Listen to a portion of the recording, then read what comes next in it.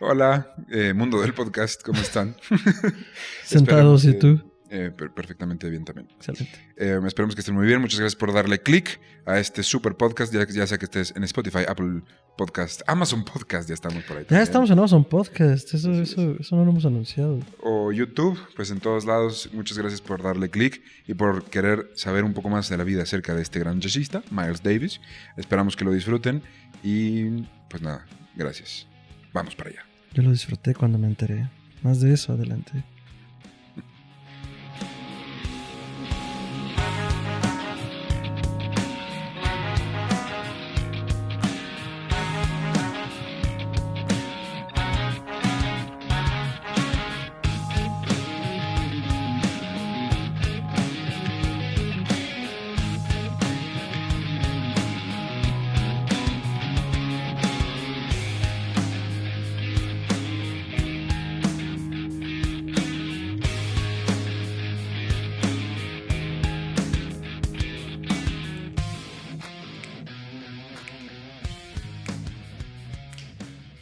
¿Te fijas cómo nos tardamos en coordinarlo?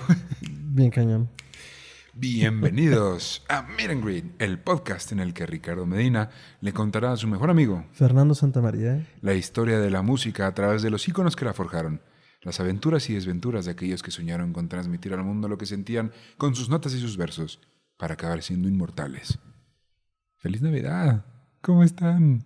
Feliz Navidad. Y ya, porque nos demandan. No, no nos sé. lo bajan. No sé si está en los derechos. ¿Cómo estás, mi Fer? ¿Una semanita más? Sentado bien, ¿y tú? Pues sí, creo. Todo muy bien. Aquí con con los ánimos festivos. Si escuchan por ahí un ruidito, no, nosotros estamos en una nave espacial y afuera hay naves aliens que tienen esos ruidos. Entonces por eso es que se podría escuchar, pero... O sea, las naves aliens suenan como un camión de reversa de construcción de la Tierra. Yo no hago las reglas. Okay. La Nueva República es quien da las reglas. Ok. La Nueva República. La amorosa. Pues bueno, sin más, por el momento, además de esa feliz Navidad, vamos a empezar. Y voy a abrir. Primero, ¿estás listo? No. Ok. No, nunca estoy listo, voy a abrir por favor. Con una pregunta. Fernando, ¿qué es el jazz? ¿Qué es el jazz? Síncopa, hombres, adulto contemporáneo, mujeres, voces, baile, escobetillas en baterías. El jazz es Dixieland, el jazz es Nueva Orleans, el jazz es negro, el jazz es doble S, el jazz es jazz. El Museo Nacional de Historia Americana, Smithsonian, define el jazz como, cito, un tipo de música en el que la improvisación es, típicamente, una parte importante. En la mayoría de sus expresiones, los intérpretes tocan solos y se requiere una habilidad considerable. El jazz puede expresar muchas emociones distintas, desde dolor a alegría. Puedes escuchar los sonidos de libertad, ya que esta música ha sido una voz poderosa para las personas que han sufrido un trato injusto debido al color de su piel, o porque han vivido en un país gobernado por algún dictador. Si tú, que nos escuchas, no conoces el género o nunca te ha interesado, puede ser que hoy veas en él algo más que música de elevador. Y si ya lo conoces, aunque sea un poco, estoy a punto de deconstruir todo lo que sabes para luego volverlo a construir alrededor de una persona que no solo fue un pionero y genio innovador del jazz, sino también de la música como la conocemos actualmente. Hoy les voy a contar la historia de Miles Davis. Se me sale el Diu. Siempre me hace reír esa madre. Y les voy a contar una anécdota. Yo no sabía, en mi infinita ignorancia, no sabía qué era eso. Y un día se me salió en la universidad, lo grité y mucha gente se me quedó viendo como, güey, ¿qué? Y eso es culpa tuya. Y de la primaria que no me enseñó no es lo que es el lío. Que tu educación sexual haya sido deficiente. Pero no es deficiente. No es deficiente, solo en esa parte. Pero allá ustedes. Entonces, ¿quieres empezar? Por favor, así estoy mojándome. Miles Davis III nació el 26 de mayo de 1929 en Alton, Illinois, unos kilómetros al norte de San Luis, donde viviría toda su infancia. Su papá, Miles Davis II, era un dentista, político y un importante miembro de la comunidad afroamericana de San Luis. Su mamá, Cleota Henry Davis, era una ama de casa que tocaba el piano y el violín para sus hijos. Su matrimonio era una relación complicada y llena de conflictos. De su madre, Miles aprendió a vestir bien y con un estilo impecable y a escuchar buena música. Buena educación. Sí. De su padre aprendió todo lo demás. Tuvo 2 hermanos, una hermana mayor llamada Dorothy y uno menor llamado Vernon. Su infancia fue, a grandes rasgos, normal, o tan normal como podríamos esperar de un chico afroamericano viviendo en San Luis en esas épocas. Le gustaba subirse a los anuncios, a comer y echar el chisme con sus amigos. Perdón, a los anuncios. A los espectaculares. Ok. Le encantaba el box, aunque practicarlo era difícil porque era un niño muy flaquito, muy pequeñito. Ay, menudito, dirían las abuelas. Y era algo arrogante. Desde pequeño...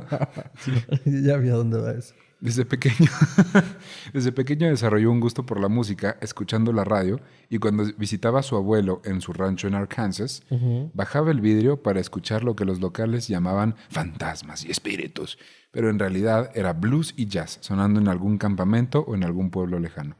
Entonces iba por la carretera y se escuchaban ruidos y los locales decían, bandas. Son fantasmas, güey. Pero pues era un pueblo lejano tocando un poco de buen blues. Que pues sí es la música del diablo, ¿no? Por supuesto. A los 9 años comenzó a tomar clases de trompeta y a los 12 la música ya era todo en su vida. No quería hacer, saber o hablar de otra cosa. A los 13 su papá le compró su primera trompeta, aunque su mamá quería que mejor aprendiera a tocar el violín, pero no lo hizo. Eso es mucho de mamás, o sea, creo que Miles Davis tiene la culpa porque es como, te vas a hacer cachetón, mijo. Entonces como, o sea, sí, pero no, puedo tocar el saxofón, mamá. No me proyecté. Continuamos. Esa es la viva voz de la experiencia.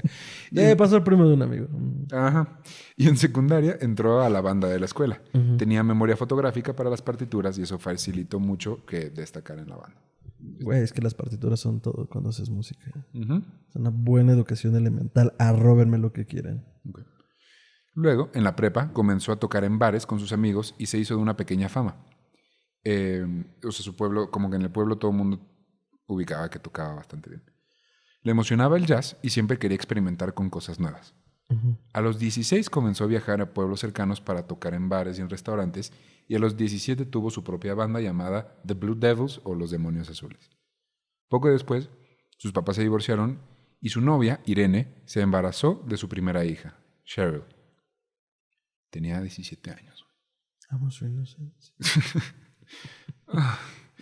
Miles decidió que vivirían con su madre, aunque esta era estricta y ambos se peleaban bastante. Un día, en 1944, la banda de Billy Eckstine. Si no conocen a Billy Eckstine, básicamente es el Frank Sinatra negro. O sea, el mismo estilo de música, pop con orquesta, pero pues era negro, ¿no? Entonces, él visita San Luis y Miles fue a escucharlos. Después lo describiría como, cito, la mejor sensación que he tenido en la vida con la ropa puesta. Ok. Prudente aclaración. La banda incluía nombres como Charlie Birdyard Parker o Bird.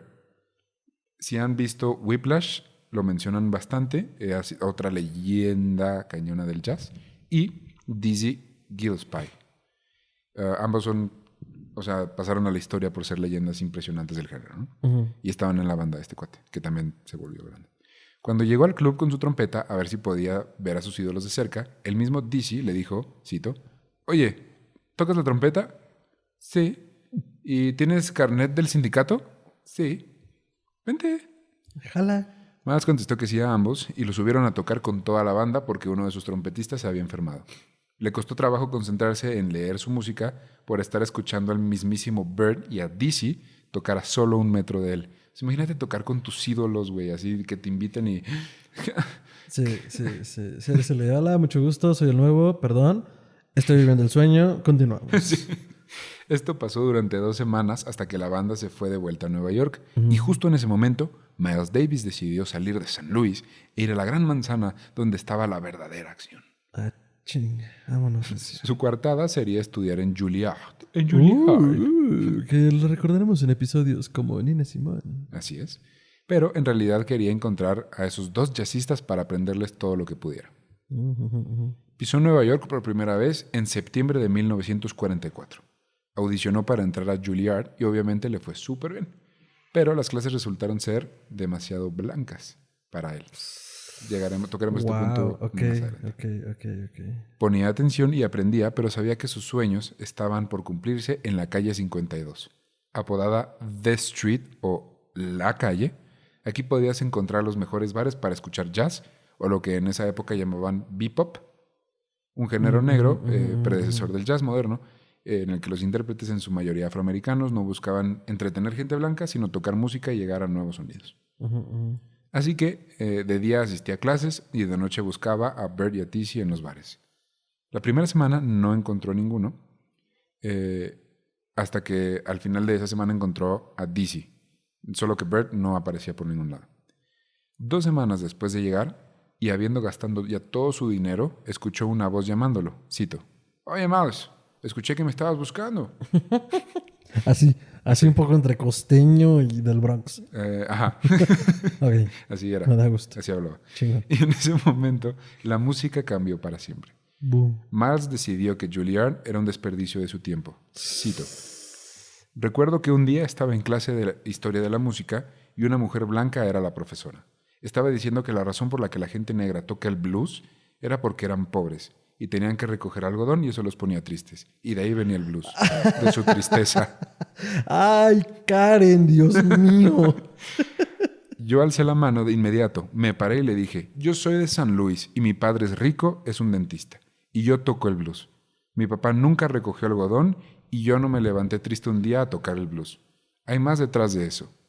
La perra estaba enseñando algo que venía de un libro escrito por alguien que no tenía puta idea de lo que hablaba. Eso cita. Esto es cita textual. Cita textual, chingón. Esa es el tipo de mierda que pasaba en Juilliard y me cansé. Vamos a aprender que el vocabulario de Miles Davis es particular. Es de trompetista. Es de un trompetista Así de repente, de Nueva York de los 40. Miles Davis va a decir como, y vas y te...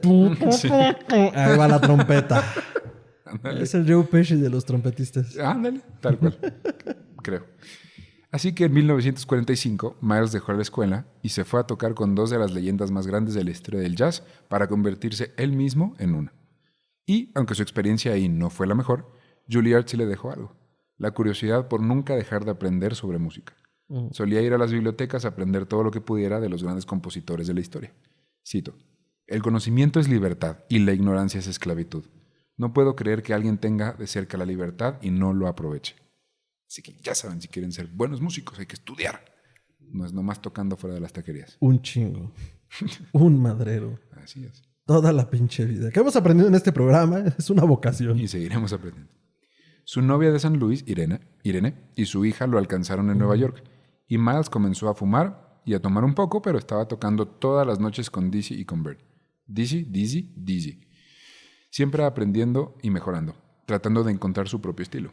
Un día, Dizzy se hartó del estilo de vida y trabajo de Bert, que se la vivía hasta su madre de heroína diario, y llegaba tarde a los shows y dejó la banda.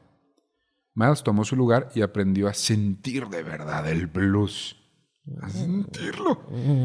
Se volvió el hijo musical de Bert y aprendió a improvisar. También conoció al legendario bluesero Thelonious Monk, a quien le aprendió bastante y se volvieron buenos amigos. Durante los siguientes 3 años, Miles tocaría en la banda de Bert y en algunas otras, ganando más experiencia que dinero, y nacería su segundo hijo. La vida del músico, güey.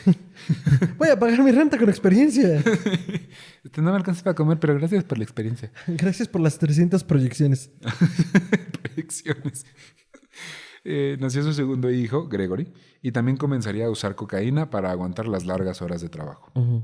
Para 1948, también él se hartó del estilo de vida y el estilo de trabajo de Bert, que solía no pagarle a sus músicos y se la vivía estafando y mendigando para comprar más heroína. Ay, no mames. Sí, así que se fue.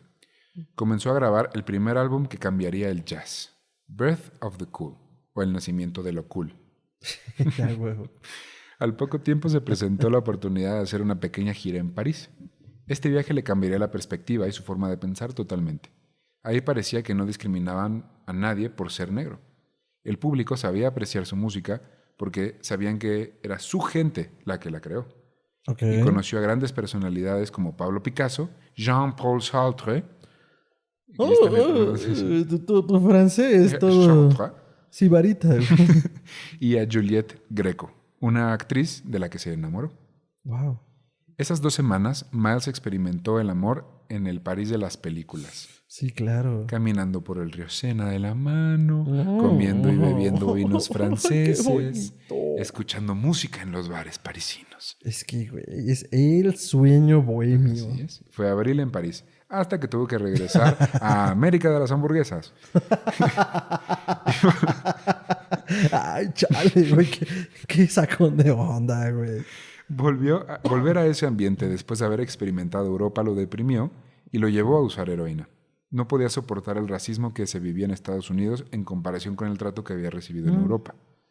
Creo que es normal. ¿Qué años era más o menos? 46. Lo 48. Lo que pasa, haciendo el paréntesis histórico de rigor, es que sí había como... O sea, había un racismo extendido en donde hubiera como esta dictadura de la blanquitud, pero en Europa era un poco menos porque derivado de la Segunda Guerra Mundial, justo los pelotones de soldados negros que se habían estacionado en las diferentes ciudades europeas, no solo vistos como libertadores por ser los victoriosos, sino como eso, como soldados, o sea, con ese respeto de tú vienes a combatir a los nazis, pues el racismo era menor. De hecho, en algún momento, creo que en otro podcast el doctor Braham nos contó una anécdota, o no sé si fuera del aire. Saludos al doctor Braham. Saludos al doctor. Donde un pelotón de soldados negros que se estacionó en una ciudad en Gran Bretaña sufrió abusos por parte de los comandantes del pelotón, que eran hombres blancos. Ok. Y el pueblo británico los defendió. Una cosa así. Ya se la rescataremos en algún momento. Pero vaya, sí, el racismo ahorita en está Europa... escribiendo en los comentarios. Sí, como les comentaba, Sí, seguro. esta historia... Saludos, doctor. O en el peor de los casos, no, yo no dije jamás eso. Sí, como, por favor, no metan palabras en mi boca. No me citen, no me arroben. Entonces, vaya, sí, la idea de este paréntesis era eso. Sí, en Europa el racismo era menor, Ok. menos. Pues bueno. Ok, Su amor con Greco, cabe aclarar que Greco es blanca. sí, Su amor seguramente. con Greco, mezclado con su amor por la heroína, lo alejaron de su familia y Miles Davis entraría a la década de los 50, Pacheco, sin familia, ya que los dejó de... O sea, No creo que Pacheco, la heroína, no es que te ponga precisamente Pacheco. yo ubico Pacheco como un término en general para estoy bajo la Nah, influencia eso es del para la marihuana. recién aprobada, de hecho. Aquí en México. Pero Algo entonces, raro. bueno, pues entró a Ok, los 50 entró en heroína, en heroína. sin familia porque los dejó sin avisar y Chale. con una nueva profesión. Se había vuelto proxeneta por accidente. ¿Qué? A ver, había muchas chavas que lo veían cool y entonces como que iban con él y él las conectaba con amigos suyos que pagaban por sexo y ellas le daban a él parte de... Se volvió proxeneta, güey. O sea, no hay otra manera de Mira, explicar lo de esto. volverse proxeneta, ok, te lo cacho. Por accidente está un poco complicado. O sea, porque no lo planeó, pero luego cuando ya pasó dijo, pues es jalo, güey, pues ya ni modo. O sea, sí. Ok. Ok. Solo tocaba en los bares que le pagaban lo suficiente para conectar droga y lo llegaron a arrestar en Los Ángeles por posesión. Se dio cuenta que los jazzistas no recibían ni el dinero ni el crédito que merecían, mientras que jazzistas blancos como Chet Baker, de quien hablaremos ya después, eran tratados como superestrellas. Chet Baker también fue un jazzista enorme que cantaba, además de tocar la trompeta, también cantaba. Creo que está medio difícil tocar la trompeta y cantar, ¿no? O sea, no al mismo tiempo. Chale. No, perdón, güey. También Traté de hubo otras dos imaginarlo. personas que también pensaron lo mismo que tú y chale. No, sí. Yo digo que chale. Miles sabía que Baker solo intentaba imitar lo que él o Dizzy habían comenzado. Fueron 3 años infernales, pero de mucha creatividad. Llegó a tocar en el Apollo de Harlem y decidió que jamás haría show o se humillaría para entretener como lo había hecho Louis Armstrong. ¿Qué es el Apolo? El Apollo es un teatro legendario que está en Harlem, en Nueva York, donde han tocado... Es parecido a... Ya hemos hablado El del Carnegie Hall. Carnegie Hall. Pero el Apollo también es total, güey. Lo importante también que hay que rescatar del Apolo es que, o sea, está en el barrio de Harlem, como ya mencionaste, que es un barrio tradicionalmente de la comunidad negra, la comunidad afroamericana, y que también es un punto de resistencia justo a toda esta educación, entretenimiento y visión blanca de Norteamérica. Así como él salió de Juilliard por esto que planteaste, pues son tonterías lo que me están enseñando, lo que están enseñando a todos. El Apolo también surge como un foro para la comunidad y desde allí hacer esta resistencia de la comunidad, ¿no?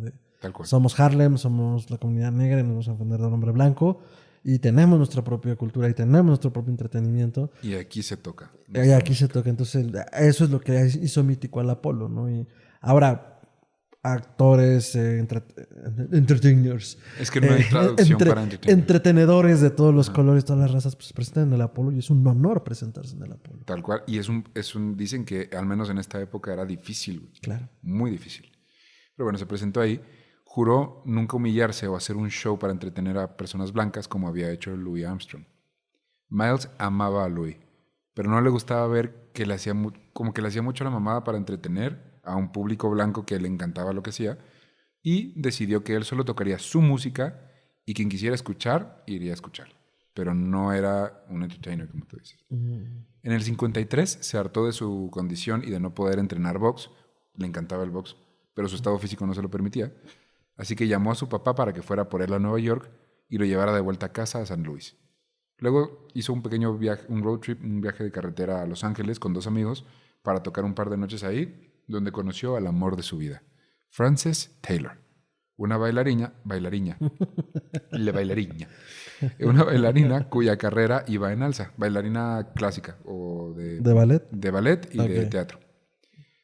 Luego volvió a San Luis y vivió un infierno para desintoxicarse de entre 9 y 13 días para acabar yéndose a Detroit, donde su estrategia fue, cito, la droga ahí es tan mala que ni me van a dar ganas de metérmela. ¿Y funcionó?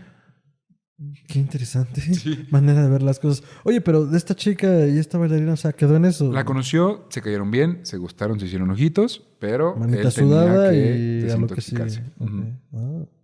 Dejó la heroína al 100%, aunque continuó fumando e inhalando cocaína. Así que, ahí vamos. Un hombre de aspiraciones. Un hombre con metas y de procesos. Es un hombre de procesos. Un crack. Primero un paso y luego el siguiente. Ya dejamos... No, el crack, fíjate que no le había entrado al crack. Qué bueno, bien por él. En el 54 regresó a Nueva York más fuerte que nunca, musical y físicamente. Y grabó muchos discos, uno tras otro para recuperar el tiempo perdido. Grabó Walking, o Caminando, que era una combinación de jazz improvisado con funky blues, y también terminó su disco legendario, Breath of the Cool, que ya mencioné. Este primero fue su primer hit en ventas. O sea, el mundo lo conoció por Breath of the Cool. Fue como, wow, esto está increíble. Miles nunca se quedaba quieto musicalmente. Siempre estaba buscando sonidos distintos y nuevos para que la música evolucionara junto con él. También tenía una actitud de nadie me va a pasar por encima nunca, güey. Y comenzó a ignorar a los críticos blancos que, según su opinión, no tenían idea de lo que escribían porque nunca habían levantado un instrumento en su vida. Ay, ese es el asunto con la crítica. Así es. Y del cine, y de porque la música, de la comida. Güey. Es bien fácil criticar. Y divertido. Pero, ok, lo entiendo. Sí, a menos que hagas críticas que nadie pidió, porque sabes que nadie las pidió, entonces las puedes hacer libremente. Síganme para más de esto en @Rix. Comenzó por fin a entrenar box y conoció a Gil Evans, un guitarrista y productor que se convirtió en su mentor y el único que lo entendía musicalmente. Y se volvieron grandes amigos. Perdón, no pude pensar en Chris Evans. Y dije, conoció al Capitán América. No. Y él es Falcon. Gil. Ay, güey. No mames. Él es Falcon. No podía dejarlo pasar, güey. Perdóname. Perdóname, Miles. Te amo. Sí se está retorciendo un poco en su tumba. Miles Falcon.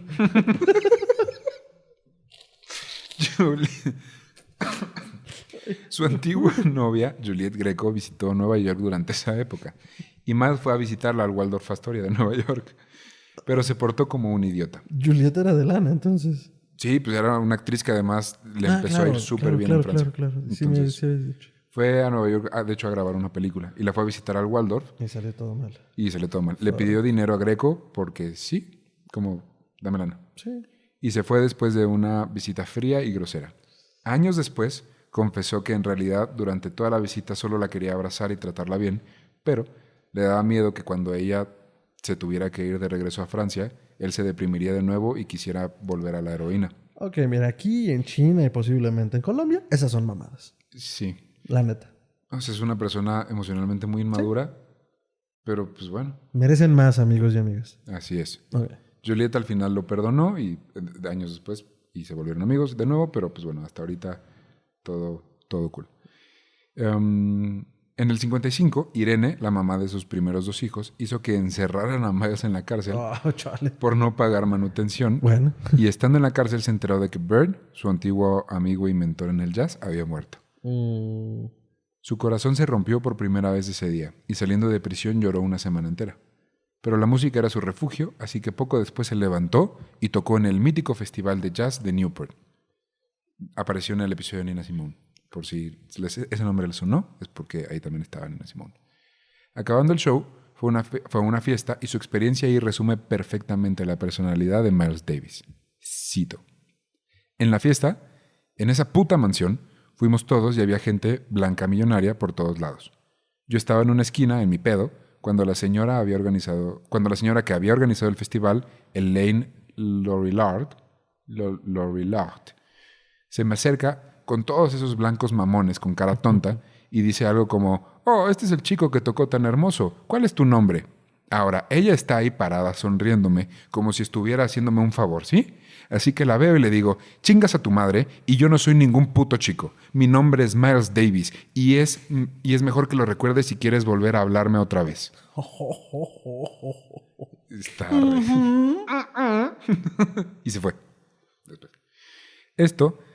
Esto fue lo que le dijo a la persona que organizó el evento, que le ganó mucha popularidad. O sea, ahí fue como Miles volvió a si ya iba despegando con el festival, despegó todavía más. Pero nadie le iba a pasar por encima. Después de ese día, gente como Ava Gardner, Marlon Brando, James Dean, Liz Taylor, Frank Sinatra, a quien Miles rechazó porque sabía que no podía tocar en su banda y seguirle el ritmo a su voz, y Tony Bennett, quien se subió a cantar al escenario con Miles. Perdón, ¿Miles rechazó a Frank Sinatra porque Frank Sinatra no le iba a seguir el paso? No. ¿O al revés? Frank le ofreció que se uniera a su banda, pero sabía que no le podía seguir el ritmo a la voz de Frank. Él. Dijo, Miles dijo, señor Frank, declino. Sí, respetuosamente. Declino la oferta. Sí. Por favor, no me mate. y Frank Sinatra lo respetó y no lo golpeó. Y Tony Bennett, que se subió un día a cantar al escenario con él, lo iban a ver cada vez que podían. Si había concierto de él, era casi seguro que te encontraras a uno de ellos en las mesas del restaurante. Qué chido. ¿Sí? Es como los shows de comedia aquí en México, ¿no?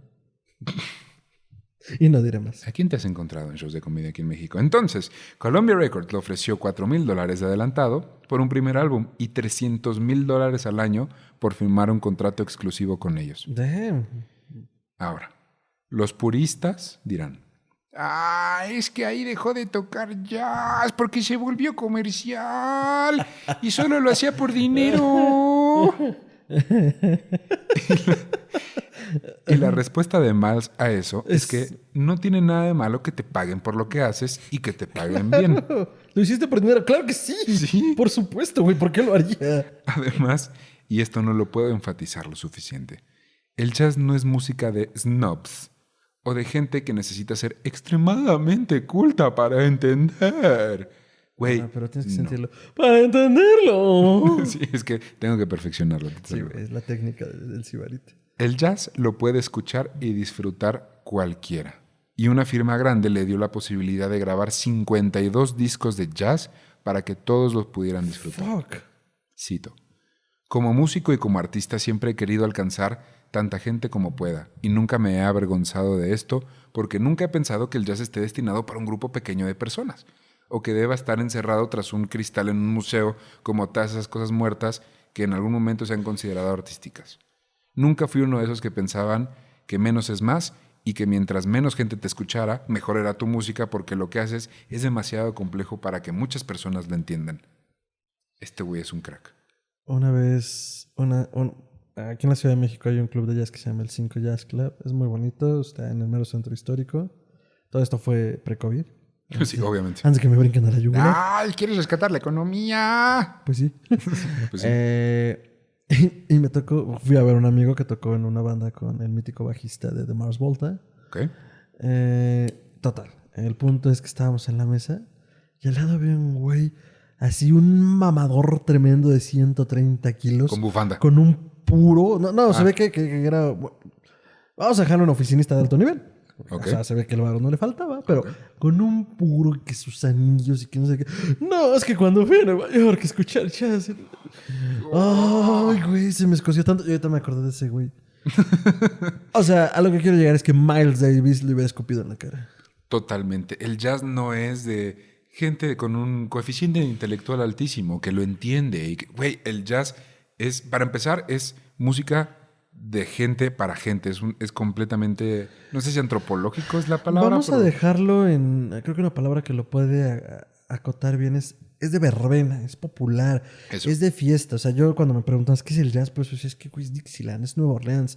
Es la banda saliendo a la calle y la gente bailando Sí. alrededor de ella. Y vaya, es también música de resistencia. Por O supuesto. sea, si algo cierto decía esta mujer blanca entre todas las tonterías que dijo, es que en principio sí, o sea, estos géneros musicales que evolucionaron en jazz y en blues venían de estos cantos de resistencia de los esclavos negros de los campos de Totalmente. cultivo del sur. Ahora, bueno, o sea, ella se quedó en el sur de 1700. Justo. 1700, Y 1800. fue evolucionando y es caos completamente ordenado y en lugar. No sé, está increíble. En fin, el chiste es que eso es lo que Miles Davis le diría a este güey en el A este 5 gordo de Nueva York. y a todos esos que van al Parker and Linux aquí en la Ciudad de México, o al 5, a todos esos bares de jazz con una bufanda y que están fumando con la mano así, haciéndose los intelectuales. No, cabrón, no lo eres. No están entendiendo Eres un un carajo. pendejo. No, no es cierto, es broma. Si estás escuchando, te amamos, pero deja de ser así. Entonces, en 1956, lo tuvieron que operar por un tumor no cancerígeno en la laringe, en la garganta. No mames. Y todo salió bien. Los doctores le dijeron que no podía ni hablar durante 10 días. El día que salió del hospital, Miles fue a una junta donde no solo habló, sino que le gritó a la gente que estaba por ahí y su garganta valió madres. Desde entonces, el resto de su vida, su voz no fue más que un susurro ronco, aunque esto no afectó para nada la habilidad para tocar la trompeta. Pues no, pero también... Ah, no, él no cantaba, ¿sí? No cantaba, Ah, bueno. pero Bueno. hasta su hablar ya era... No, así como ronco. Entonces te hablaba así. A partir de ahora todas las citas que haga de él van a ser así, así que perdón. El primer disco que sacó con Columbia fue Round About Midnight o Alrededor de Medianoche. Y el álbum es otra obra maestra. Con el dinero que le estaba entrando, se mudó a un buen departamento en la calle 77, se compró un Mercedes-Benz, pagó la manutención de los hijos y se vestía con trajes impecables de Brooks Brothers. Güey. Si algo tenía este güey era estilo as fuck. Van a estar en las notas, pero se vestía, era... No wow. mames. Sí. Ya, ahora sí ya me dio envidia de la buena, diría la tía. Ujú. Claro que no es envidia. También cambió su círculo social, de junkies y prostitutas a artistas, poetas, actores, diseñadores, directores y bailarines. Le seguía de cerca el rastro a Frances, la bailarina que mencioné hace rato. Pero ella se la pasaba viajando por sus trabajos de baile, así que eso tardó un poco en cuajar. En el 57 salió Miles Ahead, o Millas Más Adelante. ¿Es un juego de palabras? Me encantan los juegos de palabras que hacen los músicos. Sí, me voy a cambiar el nombre, a ver qué me invento. Así como, no sé, Miles corriendo Ahead. rápido. Ajá, sí. Pues bueno, Miles Ahead, ¿Por qué no soy músico? porque pues Millas Más Adelante, pero Miles era su nombre, entonces Miles está adelante. Claro. Ok. Cuando le explicas pierde la gracia. Y su carrera solo subía y subía. Este disco fue el primero de 3 que produjo con su amigo Gil Evans, no es el Capitán América, y en los que hubo una orquesta de 19 músicos dirigidos por él mismo. Porque recordemos que este güey era un músico instruido académico de conservatorio. Juilliard, que es una de las Y mejores en academias Juilliard. del mundo. Que no se graduó, pero pues estuvo ahí y fue demasiado poco para él. Mira, es el equivalente al Bill Gates o al Mark Zuckerberg dejando Harvard y Princeton, no tu amigo que quieres dejar el Conalep. Entonces, sí, Miles Davis dejando a Juilliard pues, por algo mejor, ¿no? Que no Sí. limite su potencial. Perdón. Fernando. Exacto. Entonces, Dizzy, su viejo amigo y jazzista, lo llamó y le pidió otra copia del disco, Miles Ahead, porque había escuchado tanto la suya que se rompió. Madres. Ahora, Qué bonito. Miles Ahead fue un poco polémico, porque en un principio en la portada aparecía una señora blanca en un yate que seguramente estaba ahí para evocar la buena vida de la alta sociedad y conectar con audiencias blancas. Alguien en marketing dijo, pon a una señora en un yate. Miles fue con el productor ejecutivo de Columbia y le dijo, no le podía gritar, pero le dijo, ¿qué hace esa perra blanca en la portada de mi álbum? Ay, güey. No sé qué me da más miedo, que me grite o que me hable con esa voz. Sí me raspó. A los pocos días, todas las copias salieron con una foto de Miles en la portada. Sí, güey. Está vendiendo, no le puedes decir que no. Gracias a su conexión con Juliette Greco, quien ahora era una actriz súper importante en Francia, conoció al director Louis Malle. Se escribe Louis Malle. Porque vi que me estabas viendo así con cara de... No. O sea, yo no sabía francés, pero me estaba preguntando cómo se escribirá. Louis Malle. Sacre bleu. ¿No es Mel? Mel. Chale. Louis Malle. Este le pidió a Muy Miles... mal pronunciado. Malle. Ah, estúpido. Me tardé. Sí, me tardé. Este Ay, le ando pidió a Miles filoso. que compusiera la banda sonora de su siguiente película, Wow. L'ascenseur pour échauffade, Ah. que se traduce a significa? el ascensor por enchufar. No es enchufar. Es una... Pues no sé. A todos los que hablan francés, busquen la idea. Vive la résistance. No sé, pensé en revolución o muerte o las palabras y las cosas. No, güey, el ascensor por enchufar. No es enchufar, es échauffade. Pero entonces, ¿cómo se traduce realmente? Ay, pues no sé. Ahí va a ¿No estar en tienes las- la traducción? Es Si tuviera otros lentes, me los quitaría también. Neta sería el ascensor por enchufar. Mira, bueno, ahorita se los digo. El chiste es que le pidió que hiciera la banda sonora para esta película. Era una película de asesinato y misterio. Pues qué imagínate, chingón. así como Wow. film noir. ¿Sí es film noir? Sí. Tipo así. Ay, andas muy francés. Ay, Sacre Bleu, y el vino francés, les croissants, y les cafés, Oui. Ándale, güey. Miles aceptó y se fue a París, pero no escribió la música. En lugar de seguir el proceso tradicional, pidió que le pusieran la película y conforme ésta avanzaba, Ay, güey. Miles iba improvisando y tocando y grabando lo que sentía al verla. No mames. Creó la banda sonora viendo la película, güey. Eso se me hace lo más puro y lo más auténtico. El ascensor para el cadalso. Así se traduce. ¿Qué es cadalso? Ah, no sé, güey. Tú me pediste la descripción, la traducción y ahí... Pongan en la caja de comentarios que carambas es A ver, par de cadalso. idiotas. Cadalso es obviamente un tipo de pescado que se da en la zona de Marseille. No sé, pero podría ser. El chiste es que es... Pero ¿viste cómo se dice el ascensor para él? Entonces, volviendo. Entonces, la neta es que ahí está grabado. Se grabó cómo hizo todo esto y se ve súper cool. O sea, está en blanco y negro. Está este güey con la trompeta viendo la película. Tenía una manera de enchufar el cigarro a la trompeta. Y entonces está saliendo humo. Se ve súper, súper cool, Güey, güey. traes una obsesión con la palabra enchufar hoy. Sí. O sea, lo acomodo por ahí. Pero- Hay tantos O sinónimos. sea, este güey tocando la trompeta y el cigarro y el humo y la película. Y este ve Qué súper, cool. súper cool. El disco salió antes que la película y esto le ganó a la película mucho dinero en taquilla. O sea, ya escuché el disco de esa película que va a salir. Vámonos a ver la peli. Sí, o sea, la gente vio Miles Davis y un disco, lo escuchó, me mamó, quiero ver la película, vieron la película. Qué buena estrategia. Sí. En 1958 decidió que era hora de hacer algo nuevo y de encontrar otro sonido. Experimentó la forma modal de tocar. Eso fue para los músicos que nos escuchan, ubicaron lo que dije, los que no, como yo, tampoco, y no. Entonces, ahí está el dato. A ver, pero otra vez, ¿cómo estuvo eso? Experimentó la forma modal de tocar. Bueno, tú eres músico, tú nos puedes decir. Ok.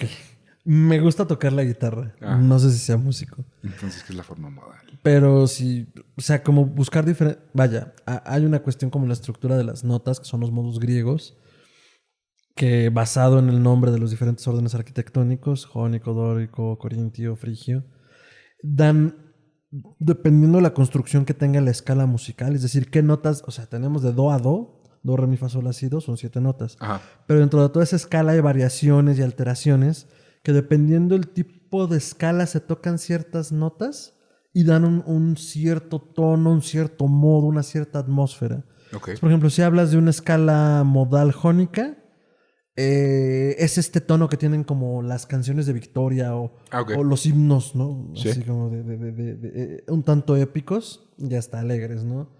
Si hablas, por ejemplo, de la Frigia, es como una cuestión más, no melancólica, sino oscura, que de forma contemporánea lo puedes ubicar como las canciones de metal o de rock pesado. Ok. Y así te vas, ¿no? O sea, el frigio tiene otro tono, el corriente tiene otro tono, alegre, melancólico. Entonces, no sé muy bien el contexto en el que lo menciona en la investigación, pero lo más probable es que se refiere a eso, ¿no? Como experimentar con esas modalidades. Bajo esa experimentación sacó un disco llamado Milestones. Ojitos. ¿Hitos? Hitos. Sí, como hitos o momentos. Es otro juego de palabras maravilloso. Pues en español creo que la traducción es como momentos clave. Ajá. No tiene nada de poético. Pero en inglés está increíble, güey. No Milestones. O sea, pero estos títulos se los ponía él. Sí, él era el genio creativo detrás de casi todo. O sea, un 20% no era suyo. Mientras tanto, Frances Taylor por fin se mudó a Nueva York y pudo comenzar su relación. Salían a ver shows de danza, a comer y a los clubs donde Miles tocaba. Se mudaron juntos y amaban escuchar música clásica. Cambió el Mercedes por un Ferrari convertible y se volvieron la pareja más cool de Nueva York ese año. No mames. Pero no todo era perfecto. Un día, Frances le hizo un comentario a Miles de lo guapo que le parecía Quincy Jones. No acabo de terminar este comentario. O al menos yo no lo vi de joven. Quincy Jones no es atractivo. Al menos al día de hoy. Bueno, en algunas películas como la de Ray de Jamie Foxx utilizan un actor muy atractivo para prestar a Quincy Jones. Sí, pero como sabemos, todas las películas biográficas agarran a alguien más guapo. Bueno, sí, pero tendrá cierto parecido. Entonces, igual era atractivo. No lo sé. Ahorita no recuerdo a Quincy Jones. Un amigo personal de este programa a quien le mandamos un gran saludo. @JonesQuincyOficial en Instagram. Güey, creo que es terrible que haya dicho que no recuerdo la imagen física de Quincy Jones y ahorita digas que es nuestro amigo personal. Es mi amigo personal. ¿No estoy yo? Okay. ¿No te manda de repente? ¿No? Pues no, güey. Me deja en esto. No, pues trae sus lentes. Bueno, el chiste es que le dijo, ay, se me hace súper guapo. Esta fue la primera vez que Miles sintió celos en su vida y le pegó por hacer ese tipo de comentarios. Fue la primera y no sería la última vez que esto sucedería. Poco a poco, el amor irracional que Miles sentía por Frances se convirtió también en toxicidad. Por ejemplo, decidió que Frances no podía seguir con su carrera de bailarina porque tenía... le dijo, no puedes seguir siendo bailarina, aunque tenía ofertas para aparecer en Broadway en grandes obras como Golden Boy, en la que Sammy Davis Jr. le había pedido personalmente que saliera. Pero pues Miles dijo, no. Ok, ya estamos viendo aquí un patrón feito. Sí, está feito. O sea, feito. todos pueden... No, yo puedo menos los demás. Sí. Ella pertenecía en casa con él y solo para él, así que se conformó con dar clases de baile. Amiga, date cuenta. Date cuenta, si tu pareja te está diciendo que algo no puedes, mándalo a la chingada. Si puedes, ve y hazlo, persigue tus sueños y tu carrera y no dejes que te pongan en la cocina y a cuidar a los niños. Pero continuando con eso fue, es como, en esto iba su relación, como todo muy bien y eran muy cool, pero también este güey era súper tóxico. Ok, todo era miel y hojuelas hasta que no. Exactamente. El segundo disco de Miles Davis con orquesta de 19 músicos y Gil produciendo se llamó Porgy and Bess, y este logró que los críticos comenzaran a hablar bien de él y a llamarlo digno sucesor de Charlie Bird Parker, gracias a su mística. Le llamaban la mística Miles Davis. Sí. Uy, yo solo puedo ver aquí como los grandes edificios espaciales que se ven de enfrente. ¿Cómo crece el ego de Miles? Y eso me preocupa un chingo. Ya veo hacia dónde va esto. Así es. En el 59 grabó el que probablemente sea su disco más famoso, Kind of Blue o Algo Azul. Lo grabó en 2 sesiones, pero lo hizo en un modo distinto. Llegó al estudio y solo le dio a sus músicos un borrador de más o menos lo que quería que tocaran. No era una partitura, no eran 19 páginas de música, no. Le dijo... Do, re, mi, fa, sol, esto es más o menos, van. Nunca escribió partituras ni nada por el estilo y solo le pidió que fueran espontáneos y que improvisaran, y así fue. Es un disco donde 90% de la música que se escucha es improvisada por los grandes músicos involucrados y se convirtió en el disco de jazz más vendido de la historia al día de hoy, 24 de diciembre del 2020. Bueno, a ver también, ¿cuánto vende el jazz? No, pero en serio, ya pensándolo bien. No, pero sí, o sea, dentro del jazz que se volvió comercial, esto es lo más grande. Lo padre es saber que es el disco de jazz más vendido de la historia y es 90% improvisación. Eso es el jazz. Es que sí, o sea, estaba pensando ahorita un poco ya fuera del chiste pendejo que acabo de hacer. No, y además sí lo contraponemos con otros géneros que hacen ganancias monstruosas. Pero no, volviendo al punto, sí. Que un disco que solo sea improvisación, desde esta incomprensibilidad del jazz, porque, o sea, sí entiendo lo que el comentario de Miles es para todos. Pero sí hay un momento en el cual la síncopa, es decir, cómo se manejan los ritmos, cómo se manejan los matices, o sea, sí te pierdes. 100%. O sea, sí tienes que estar como en un cierto mood para no apreciar la técnica y la síncopa, sino para poder dejarte llevar por la música. Ajá. Entonces... Y tiene que haber una conexión muy cabrona entre músicos. Y esto te lo estoy diciendo como audiencia. Ahora, pensándolo desde los músicos... O sea, es un dominio de la música, un conocimiento técnico y un conocimiento del instrumento para entrar como en esa vibra, sí lo admito, esa vibra mística que se da en una sesión de grabación. Así es. Ok. Luego pasó uno de los eventos más traumáticos en la vida de Miles. Un día acompañó a una mujer blanca a que tomara un taxi. Cuando ella subió al taxi y Miles solo estaba parado en la calle haciendo nada, un policía se le acercó y le dijo que se fuera de ahí. Tenían esta costumbre de decir, vete, órale, vámonos, búscale. ¿No? Los puercos, sí. Miles le contestó, cito, ¿moverme por qué? Yo trabajo aquí. Ese es mi nombre en el tablero, Miles Davis. Mientras apuntaba al letrero de luces gigante con Arial 250,000, donde decía su nombre. Negritas interlineadas, subrayado, comillas, de colores, itálicas. El policía contestó, no me importa dónde trabajes, te dije que te fueras de aquí, y si no te arresto. Miles solo se le quedó viendo sin moverse, y el policía gritó, ¡estás arrestado! Comenzó a sacar las esposas y se hizo para atrás. Ahora, recuerden que Miles, para este punto, ya llevaba entrenando box algunos años. Y sabe que cuando el oponente se hace para atrás, es para tener un golpe limpio al hocico.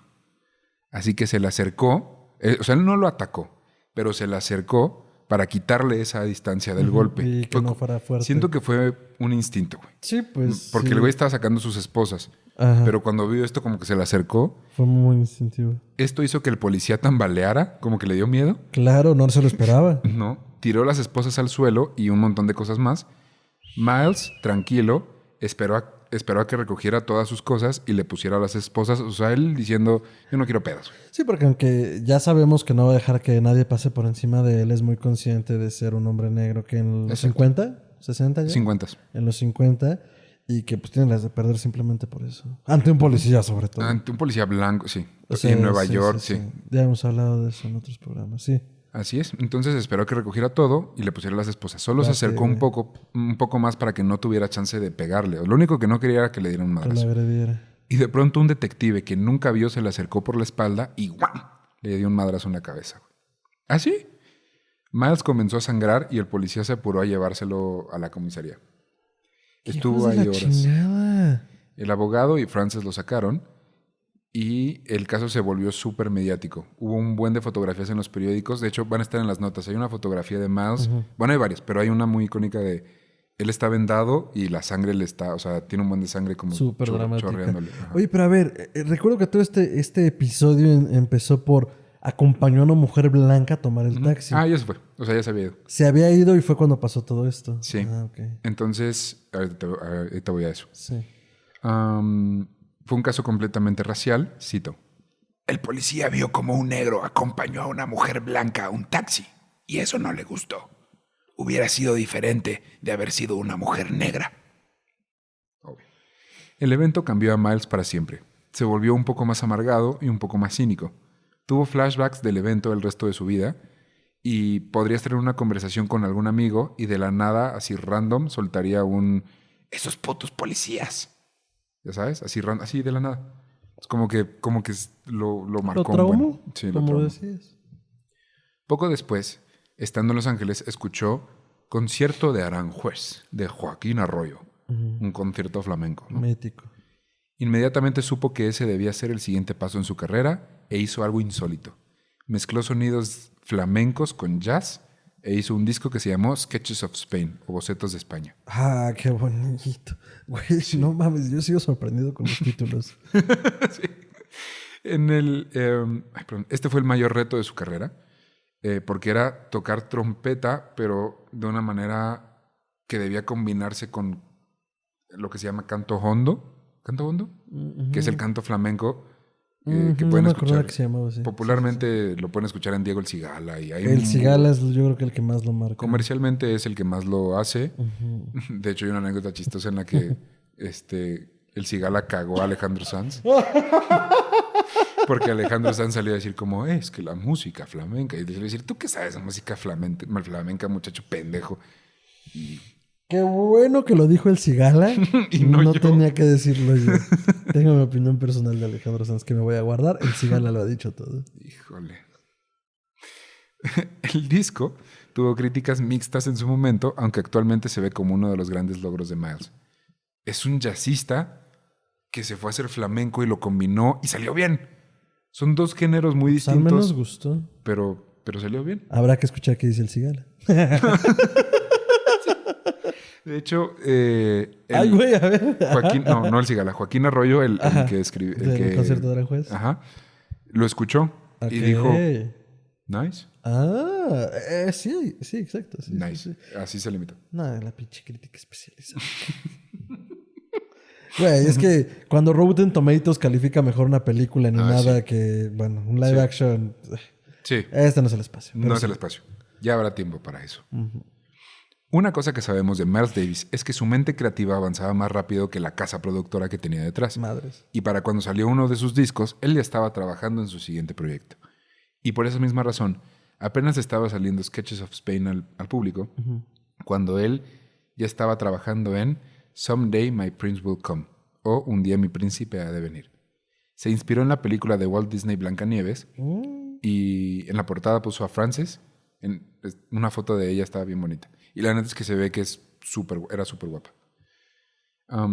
Se habían casado en diciembre de 1960 y todos sus hijos vivían con ellos. Los dos de Miles, que había tenido con Irene, y una hija de Frances que había tenido en un matrimonio anterior.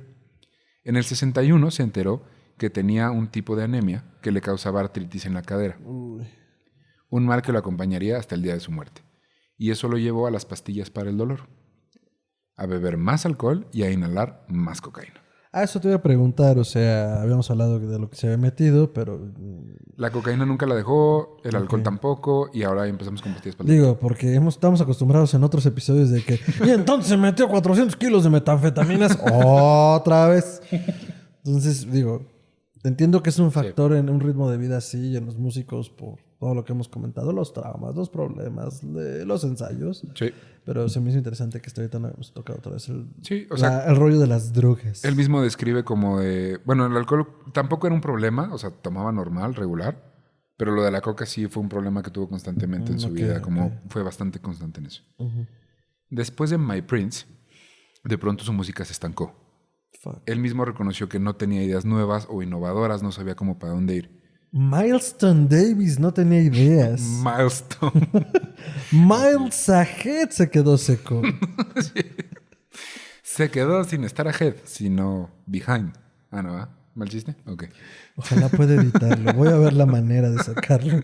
Ay, sí sale. Sean buena onda conmigo. Yo tengo que hacer todo este pedo. O sea, la comedia tampoco. Yo no soy comediante. Bueno, en fin.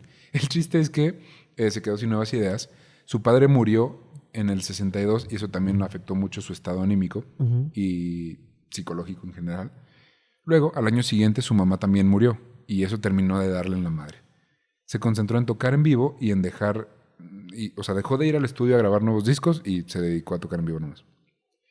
Peleaba muy seguido con Frances por cualquier cosa y su mayor logro fue hacer una pequeña gira en Japón donde fue súper bien recibido. O sea, la gente en Japón lo amó, güey.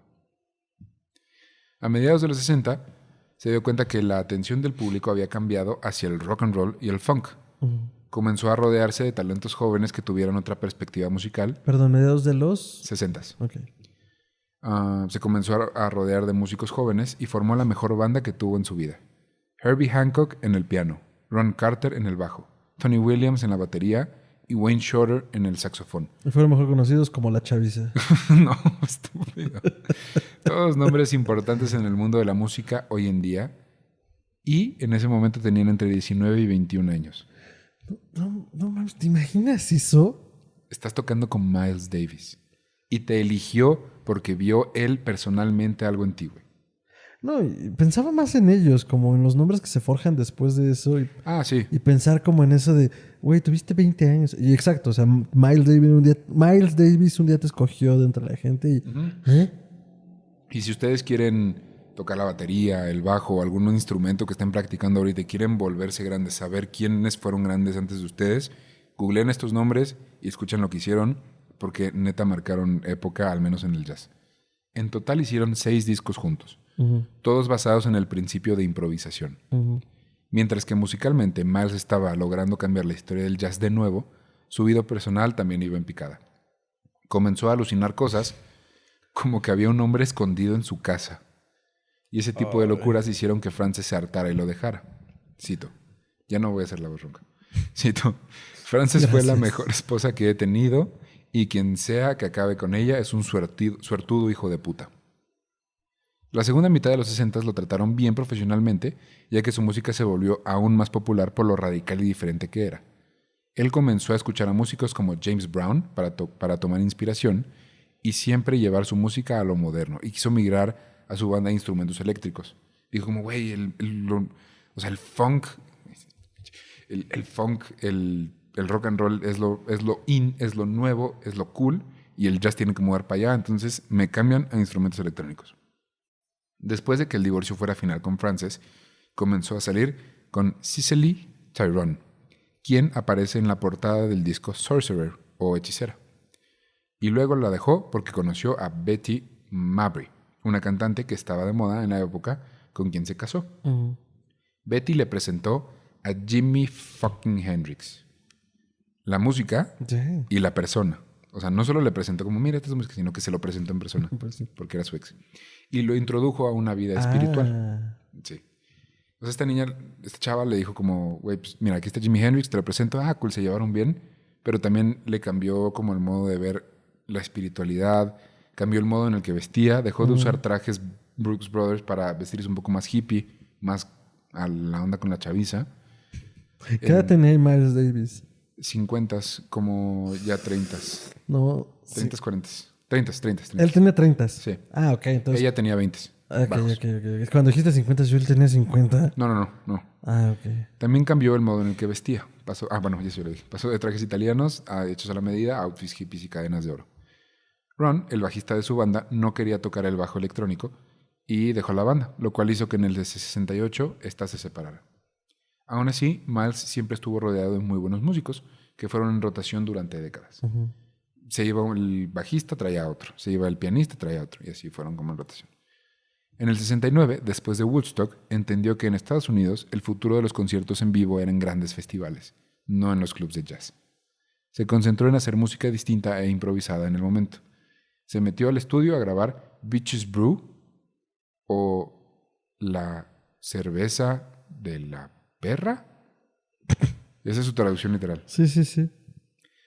Que fue el epítome del jazz improvisado de Miles Davis. El epítome. Igual que en proyectos pasados, solo llevó bocetos del sonido que quería que sus músicos tocaran, pero que nunca habían visto.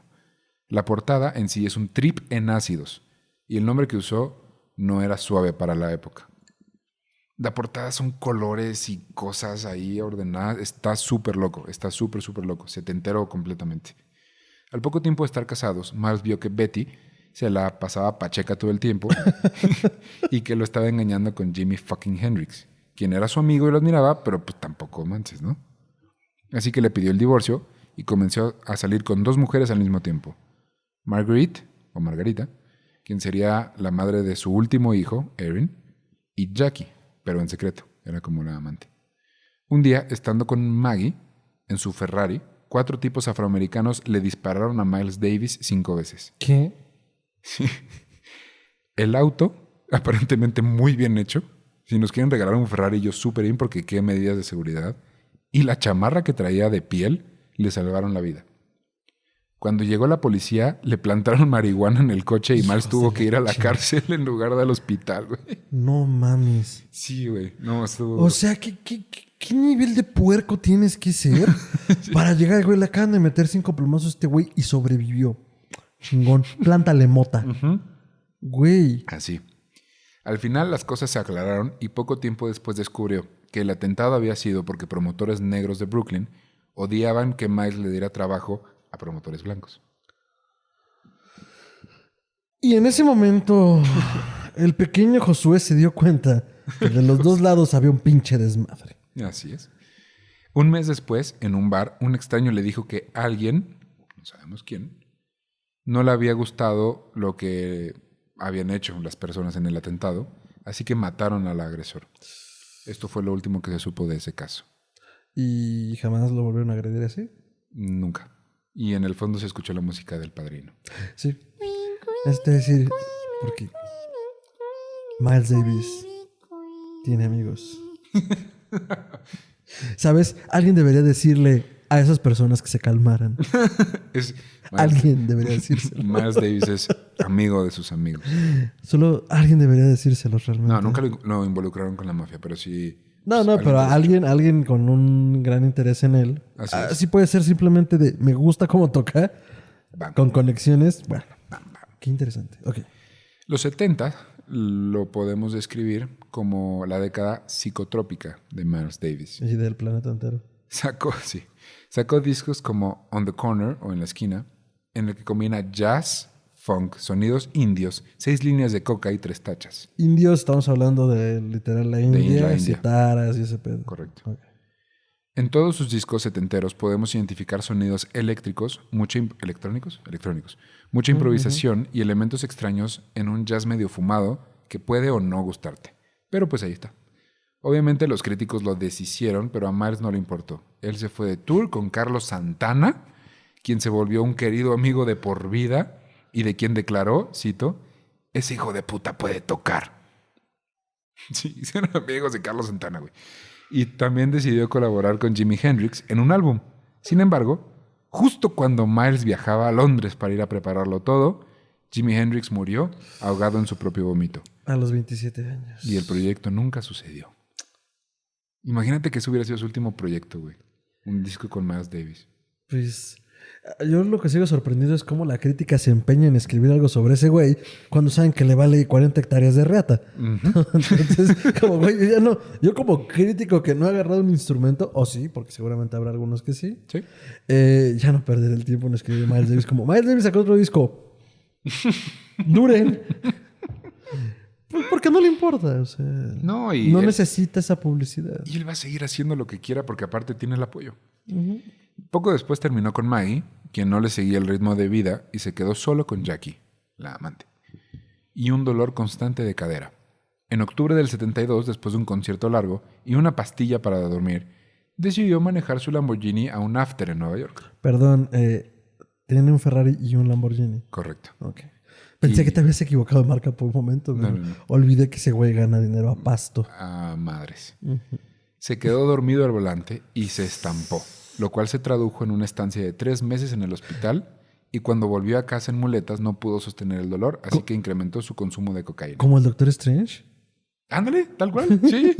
Solo que no perdió las manos para tocar la trompeta. Bendito Dios. Dios mediante. Y luego se volvió un mago haciendo estrellitas. Jesús Cristo.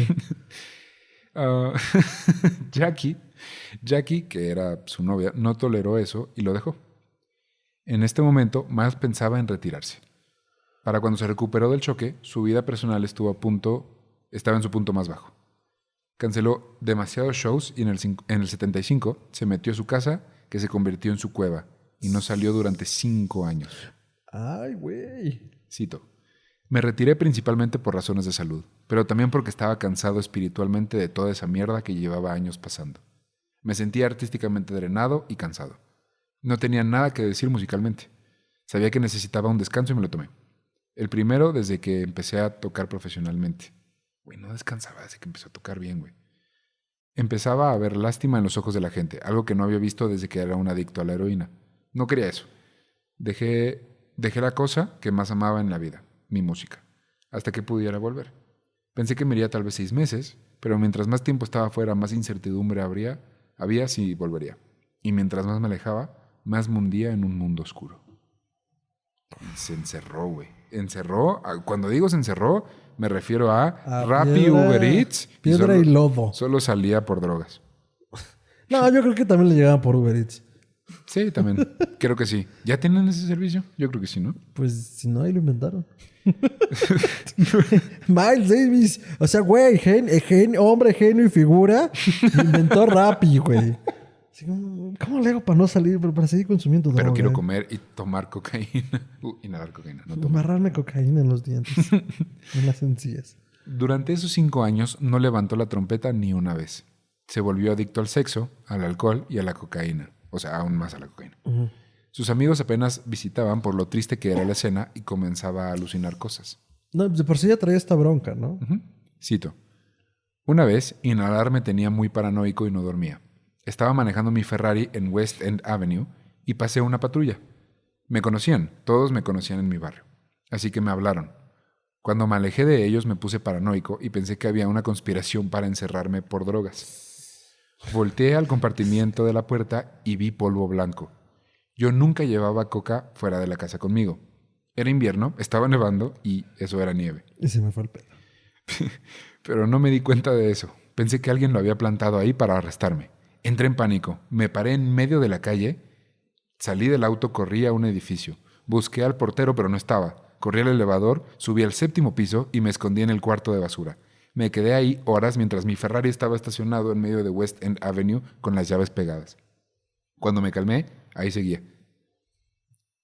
En otra ocasión, pasó exactamente lo mismo, solo que en el elevador había una mujer. Y de pronto aluciné que yo seguía en mi Ferrari y le dije, ¿qué estás haciendo en mi pinche carro, perra? Y le di una cachetada y salí corriendo del edificio. Dime que no era blanca. No se sabe. Okay. Pero ella llamó a la policía y me arrestaron, mandándome al hospital unos días antes de dejarme ir. Ese es el tipo de cosas que te hacen las drogas, niños. Vive sin drogas. Desde que eres chiquito te van a decir que se siente padre que te vas a reír. Vive sin drogas. Híjole, qué campaña. Patrocinado por Miles Davis y sus amigos. Qué campaña tan más horrible. Imagínate esas alucinaciones, güey. Decir, ¡ah! ¿Ya sabes? Mira, o sea, creo que lo más cercano a quien no tenga experiencia con drogas alucinógenas o Dios los libre, adicciones. Dios, ¿qué tía fue eso? Creo que lo más cercano es como cuando te levantas de un sueño y es tan real o estás tan en el trip que te levantas triste, enojado, corriendo, o una sensación del propio sueño te levanta, no sé, estás peleando con alguien y te levantas encabronado. Y no sabes si pasó o no. Sí. Y se siente bien feo, güey. Es como, ¡ay, café, un gato! ¡Ay, ayúdenme! Entonces, llevándolo a ese nivel, pues debe ser horrible. Sí, a estar espantado. Porque además es como esta onda de, yo me di cuenta, o sea, yo me estaba dando cuenta al mismo tiempo, no. Ajá. Era Sabía como lo que estaba ser pasando, pasajero en un vehículo y tú no llevas el control. Así siento como lo describe Davis, ¿no? Sí, pues sí. Y esto hubiera sido el final en la historia de Miles Davis. Si Cicely Tyron no hubiera vuelto a su vida, curándolo, desintoxicándolo y haciendo que le bajara al cigarro y a la coca. Fuma menos, hijo. Nada, poquito menos, ¿no? Es que quítale un gramo. A ver, ¿cuántos? Córtala más. Córtala más. Fue en 1981 cuando Miles recuperó su buen estado físico y pudo grabar el disco. O sea, 6 años después de este retiro forzado. Grabó el disco Man with a Horn, Hombre con un cuerno. Cabe aclarar que los trompetistas llaman a la trompeta cuerno. ¿Por qué? No sé, pero pues es un slang trompetista. ¿Por qué crees? No, pues que... De guerra, de El Señor de los Anillos, ya. Sí, ahora yo me siento un pendejo porque pensé una cosa tan difícil. Y, aunque le diagnosticaron diabetes, estaba listo para tocar en vivo de nuevo. Para dejar en claro que había regresado, compró un Ferrari color amarillo canario y lo manejó hasta la entrada del Festival de Jazz de Newport, sin necesidad. Podía llegar en camión, podían llevarlo, una limusina. No, voy a manejar mi Ferrari amarillo canario hasta la entrada, nomás para que me vean. Se casó con Cicely, quien hizo que entrara a rehab. Compraron una casa en Malibú y para 1982 había perdido el gusto por la cocaína y también gran parte de su pelo. Ya estaba bien pelón. Bueno, no bien pelón, pero pues sí estaba como bien frentón. Adquirió un gusto por la pintura. Se le voló la lona. Sí, tal cual, güey. Así. Ok. Adquirió un gusto por la pintura y por la música de Prince, que le interesó mucho por lo diferente y fina que era. Los 80 se resumen en giras, Grammys.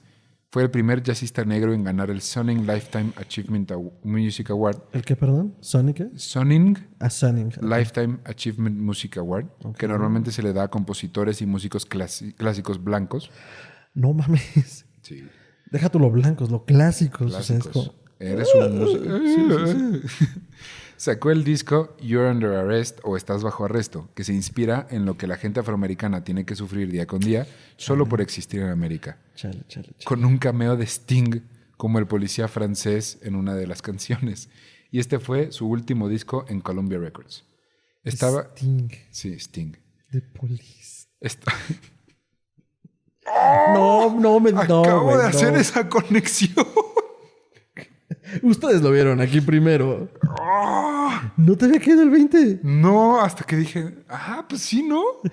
No manches. Pues mira, güey. coincidencia. Miles Davis, o sea. No, ¿cuál coincidencia? Esto fue planeado, güey. Okay. Yo también creo que fue a propósito.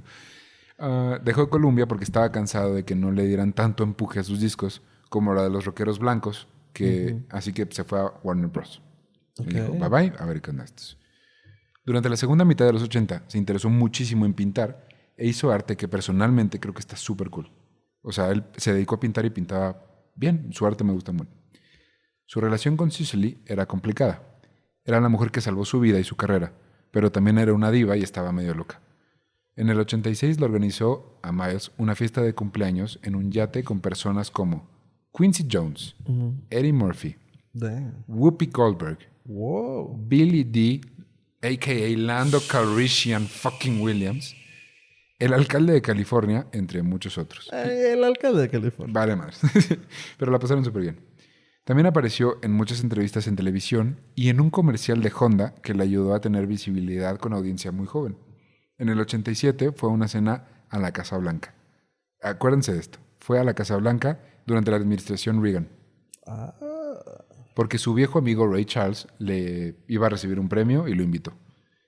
Pero la pasó terrible porque pues, ese no era su ambiente. O sea, ¿qué hacía él con aristócratas y el presidente blanco? Y luego Ronald Reagan. Y Reagan. Y... ¿Cómo decir? Oye, te invito a la Casa Blanca y te voy a dar un premio Bush. Sí. ¿No me puedo esperar a la siguiente administración?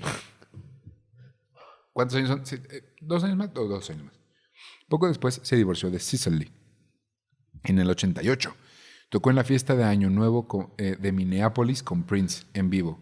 Y lo grabaron. Hay video. ¿Hay video? Hay video. El video existe. Está en YouTube. Poco después su hijo amigo... ¿hay video? Hay video. Ok. Lo vamos a tener, ahí lo vamos a poner en nuestras redes. Síganos. MGreet Podcast. Porque hay video. Porque hay video y se los vamos a compartir. Chingón. Mira, ¿ya viste? Aliens. No, es un edificio. Poco después, su viejo amigo Gil Evans murió en Cuernavaca, México. Y Miles se deprimió un rato. No voy a preguntar para no hacer más largo esto. Solo me voy a reír. Pero luego declaró no extrañarlo porque siempre lo sentía cerca de él. Pues era su amigo. Sí. No, lo que se me extraña es como, ¿por qué vino a morir a Cuernavaca? No sé, creo que estaba buscando la cura para lo que tenía. Y le tocó. ¿Qué tenía? No sé. No, sí sé, pero no es relevante. O sea, solo fue como Cuernavaca. No, perdón. Su esposa era mexicana y se vino acá con ella. Okay. ¿Quiero pensar? Sí. Dios. Lo confirmamos después. En el 89... Es que pues es el amigo, güey. Pues no, tampoco me metí mucho a su vida. En el 89 recibió el Premio de las Artes del Estado en el MoMA de Nueva York. Tocó en un concierto con Quincy Jones y comenzaba a pensar en el rap como un posible futuro del ritmo para su música. Este güey estaba en 2049, o Sí, sea... este güey era innovación Más, pura. lo que sigue, lo que ¿Cuál sigue. lo que pinche sigue. Tec de Monterrey? Esto es innovación, hijo de la chingada. Saludos al Tec de Monterrey. Pero este proyecto nunca se completaría, ya que el 28 de septiembre de 1991, estando con su novia y artista Joe Gelbart, sufrió un infarto y murió en sus brazos. Fue enterrado en el Bronx, en la ciudad de Nueva York, con una de sus trompetas, y cambiaron el nombre de la calle 77, donde vivió gran parte de su vida, a The Miles Davis Way. Hoy en día, Miles Davis es considerado como una de las figuras más importantes en la historia de la música. Amado u odiado, su personalidad fuerte y su música en todas sus diferentes etapas pasaron a la historia como una de las columnas que sostienen el jazz como género. Y quisiera cerrar este episodio contando una historia que cuenta el mismo Miles Davis sobre su visita en la Casa Blanca. A ver. Cito, con voz normal. Estando en la mesa, la esposa de un político me dijo alguna mierda tonta sobre el jazz, como ¿estamos apoyando este arte solo porque es puro y de este país? ¿O solo estamos en hastío e ignorando el jazz porque viene de gente negra de América y no de Europa? Esto vino de la nada, y no me gustan ese tipo de preguntas porque vienen de alguien que intenta sonar inteligente cuando de hecho no les importa. La miré y le dije, ¿qué es esto? ¿La hora del jazz o qué? ¿Por qué me preguntas mierdas así? Bueno, aparte, güey, la estructura. La verdad es que esto no está bien porque la gente así tiene un análisis muy pobre. A lo que yo respondí, más chingas a tu madre. Güey, en esas situaciones, Miles Davis es mi wild animal, güey. Yo cierro con eso. Y me dijo, pues, tú eres un músico de jazz, ¿no? Le dije, soy un músico y ya. Pues bueno, eres un músico, tocas música. Y él volteó. Y seguía y seguía. Sí, y la perra seguía y seguía. Y él volteó y le dijo, cito, ¿de verdad quieres saber por qué no le da crédito el jazz en este país? ¿No se le da crédito el jazz en este país? Sí, me dijo. El jazz aquí es ignorado. ¿Viste cómo cambié de ronco a normal? Porque los hombres blancos quieren ganar en todo. A la gente blanca le gusta ver que otra gente blanca gane, igual que tú. Y no pueden ganar en el jazz o en el blues porque la gente negra los creó.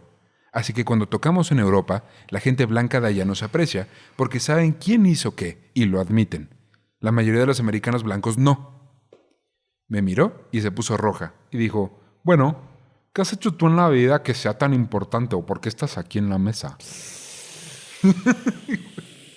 No, momento y lugar equivocados. Brace your fucking selves. Ahora, odio que este tipo de mierda venga de gente ignorante. Ella se lo buscó. Así que le dije, Ay, güey. pues yo he cambiado el rumbo de la música 5 o 6 veces, así que supongo que eso es lo que he hecho en mi vida. No creer en tocar solamente música blanca. Luego la miré fríamente y le dije, ahora dime, ¿qué has hecho tú que sea tan importante, además de ser blanca? Lo cual no me es importante. Así que dime, ¿por qué eres famosa?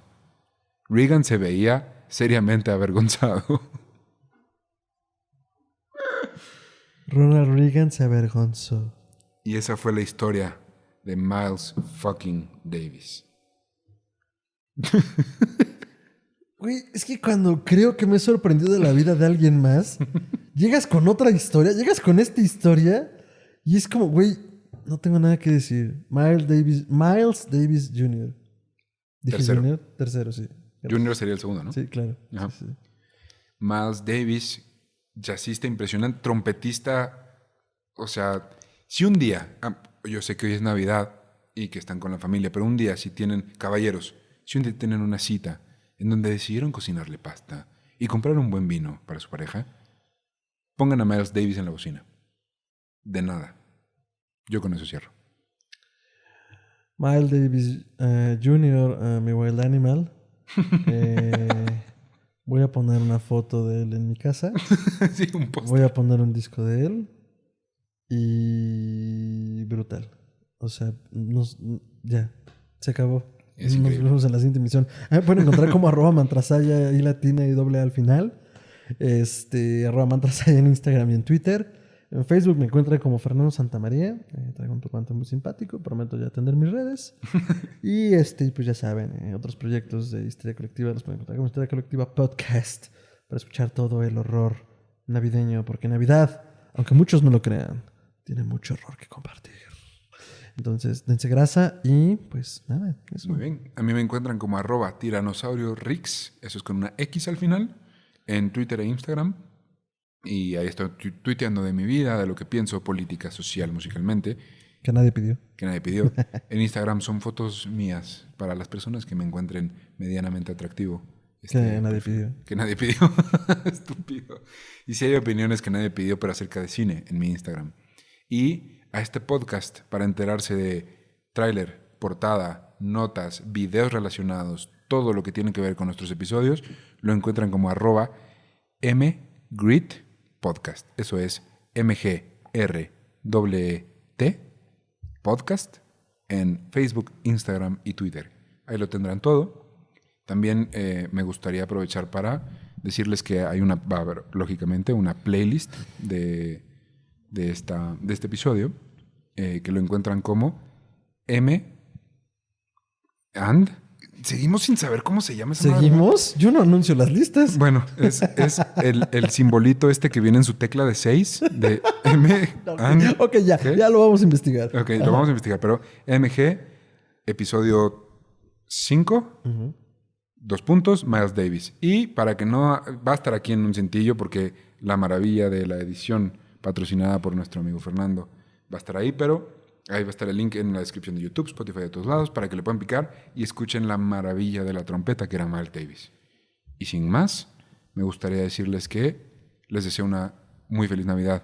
Los queremos mucho. Y de una vez, todavía no es, pero igual feliz año nuevo. Y nos vemos muy pronto. Recuerden que la vida sin música es un etcétera. Adiós. Ahora sí coordinamos.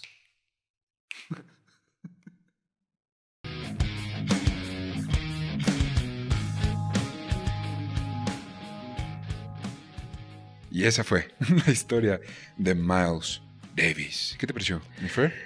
Me pareció... iba a decir millística, como kilométrica, pero... ¿Ya ven cómo el sistema imperial hace todo más difícil? Me pareció impresionante. O sea, esta onda de nadie va a pasar sobre mí y voy a hacer lo que se me dé la regalada gana, que normalmente te privaría de muchas oportunidades. Sí. O sea, porque si no lo haces a la manera del sistema, pues gracias, el que sigue, a Miles le funcionó. No sé si por el momento, no sé si por ser Miles, no sé si por ser tan talentoso, todo junto. No creo a veces ya mucho en esta cuestión del lugar correcto y el momento correcto. Creo más en una cuestión de generarte la oportunidad. Y Miles las que generó muy bien. Y las que no las aprovechó y las tomó. O sea, creo que lo que hay que reconocerle a él es como esta lucha incansable de hacer lo que se le diera la gana. Contrario por ejemplo, a Jerry Lee Lewis, a quien ya le dedicamos un episodio, que él hacía lo que se le daba la gana. O sea, yo hago lo que se me antoja. Miles me parece, si se puede meter en esta historia el término, mucho más metódico. Okay. O sea, hago lo que se me da la gana, pero porque el propósito es este. Sí, el otro es todo está, y es un genio creativo tremendo. O sea, y ya. Okay, y todo perfecto. Lo que hablamos en el programa. Pues sabemos que es Navidad y que están ya preparando su cenita y su chelita, pero si quieren ponerle en la cena de Navidad a la familia este podcast, pues muy feliz Navidad. En otra medida, solo para que lo tengan por ahí, yo mucha de la información la saqué de la autobiografía de Miles. Se llama Miles, la autobiografía. Qué raro. Sí, y está en Amazon disponible o en Kindle, está en muchos lados. Es un libro pesado, entonces es él contando su historia, pero como ya pudieron ver, era un tipo bastante escatológico. ¿Escatológico es la palabra? Venga, yo con unas palabras. Sí le queda, no sé si es la que quieres usar, Okay. pero sí. Pero bueno, si quieren saber mucho más de su vida, mucho más detalle y conocer a qué otras personas conoció, pues por ahí está. También existen dos contenidos visuales. El primero es una gran película. A mí me fascinó porque está extraña lo que le sigue. Se llama Miles Ahead, como el disco. Salió en 2015. Es protagonizada por Don Cheadle, nuestro War Machine. Él hace de Miles Davis en esta época en la que se encierra en su casa y solamente eran drogas, sexo y fiestas y ya cero música. Y no es una película biográfica. De hecho, esto nunca sucedió. La historia que se cuenta no pasó. Pero está muy divertida. Sale Ewan McGregor, nuestro Obi-Wan Kenobi. Hello there. Y está súper divertida. Si la encuentran por ahí, véanla. Está bastante cool. No, que yo sepa, en este momento no está en plataformas de streaming, pero en cuanto la pongan, denle click. Y lo que sí está, si quieren también saber un poco más de Miles, hay un documental en Netflix que se llama Birth of the Cool.